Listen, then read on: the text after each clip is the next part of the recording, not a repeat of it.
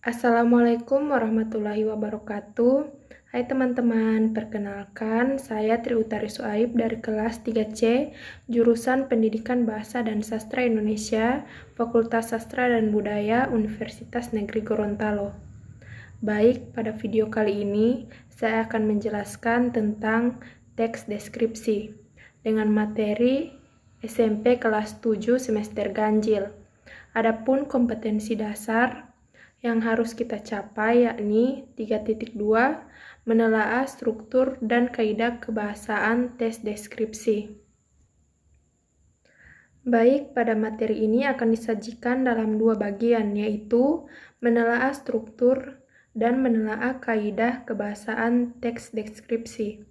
Berikut ini adalah penjelasan kedua bagian materi tersebut. Yang pertama, menelaah struktur teks deskripsi. Sebelum teman-teman menelaah struktur teks deskripsi, baiknya diingat lebih dahulu mengenai struktur teks deskripsi. Yang pertama, deskripsi umum atau identifikasi. Berisi nama objek yang akan dideskripsikan, meliputi lokasi, sejarah lahirnya, makna nama, dan pernyataan umum tentang objek. Pada bagian identifikasi ini digambaran tentang keadaan umum perihal objek yang akan dideskripsikan. Yang kedua, deskripsi bagian. Pada bagian ini dideskripsikan seluk-beluk objek itu secara rinci, konkret dan menyeluruh sehingga pembaca dapat seolah-olah melihat, mendengar, meraba, dan merasakan objek yang dideskripsikan. Deskripsi bagian merupakan gambaran lebih lanjut dari deskripsi umum secara jelas dan terinci. Hal ini bertujuan untuk memberikan efek emosional kepada pembaca sehingga yang dideskripsikan benar-benar seolah-olah nyata bisa dilihat, didengar, dicium, atau dirasakan sendiri oleh pembaca. Contoh telaah struktur teks deskripsi.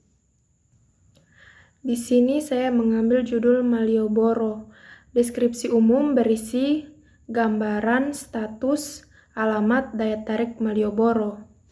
Malioboro merupakan ikon utama wisata Yogyakarta. Malioboro adalah sebuah jalan di pusat kota Yogyakarta. Walaupun hanya sebuah jalan, Malioboro mempunyai banyak makna dan daya tarik yang membuat sepanjang pinggir jalan Malioboro menjadi destinasi wisata pilihan para turis lokal ataupun mancanegara. Jalan Malioboro cukup lebar, ia dapat dilewati oleh 2 mobil dan beberapa motor secara bersamaan. Pada pinggir jalan Malioboro terdapat berbagai pertokoan tua, mal, hotel, dan beberapa kantor kedinasan. Tidak hanya itu, berbagai objek foto dan penampilan seni juga tersedia pada sudut-sudut jalan, memberikan hiburan dan spot terbaik untuk mencari suasana.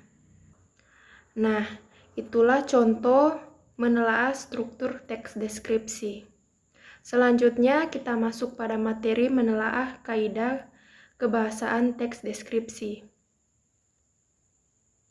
Sebagaimana menelaah struktur teks deskripsi, teman-teman juga harus ingat dulu mengenai kaidah bahasa dalam teks deskripsi, yaitu sebagai berikut. Yang pertama, menggunakan kata-kata khusus. Yang dimaksud dengan kata khusus adalah kata yang memiliki ruang lingkup dan cakupan yang sempit. Kata-kata yang dimaksudkan disebut juga hiponim. Kata khusus atau hiponim merupakan bagian dari kata umum atau hipernim lainnya, yakni kata yang memiliki ruang lingkup yang luas dan dapat mencakup banyak hal. Yang kedua, menggunakan kalimat rincian. Kalimat yang dimaksud berupa suatu pernyataan penjelas untuk pernyataan sebelumnya yang dianggap masih umum. Yang ketiga, menggunakan kata-kata bersinonim. Kata-kata yang dimaksudkan berfungsi untuk menggunakan kesan atau memberikan emosi yang lebih kuat. Yang keempat, menggunakan majas perbandingan untuk melukiskan secara konkret. Yang kelima, menggunakan kesan-kesan panca indera. Kalimat-kalimat dalam deskripsi menggunakan tanggapan dari suatu indera tertentu, misalnya dari pendengaran, penglihatan, rabaan. Yang keenam, menggunakan kata ganti orang, binatang, atau benda tertentu. Contoh, kucingku, ibuku. Baik, itulah pembahasan mengenai menelaah struktur dan kaidah kebahasaan teks deskripsi.